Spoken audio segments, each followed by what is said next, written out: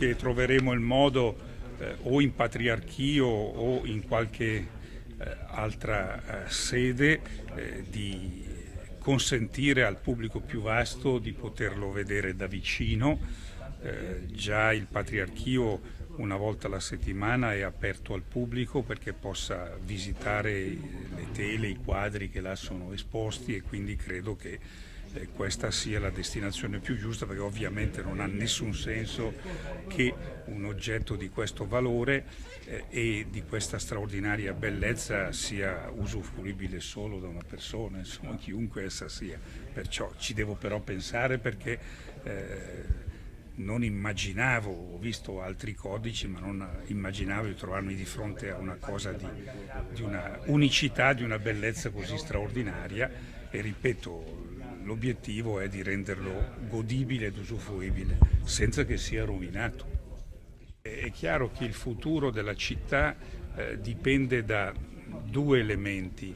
Il primo, che continuamente ripeto, che Venezia deve ormai concepirsi come un arcipelago che non è soltanto riducibile alla città lagunare, ma deve ricomprendere Mestre, Marghera, tutta la terraferma, il litorale. Ognuna di queste realtà deve essere rispettata nella sua peculiarità, ma nello stesso tempo deve contribuire alla novità e al futuro che Venezia rappresenta. In questo contesto il problema della città lagunare, soprattutto per le giovani generazioni, resta quello di poter trovare un lavoro che sia compatibile con la fragilità strutturale della città lagunare stessa. Allora un lavoro di questo genere, come abbiamo inteso dire, ha messo insieme un'enorme quantità di competenze umanistiche e di competenze tecniche, indica un po' la prospettiva del futuro: superare questa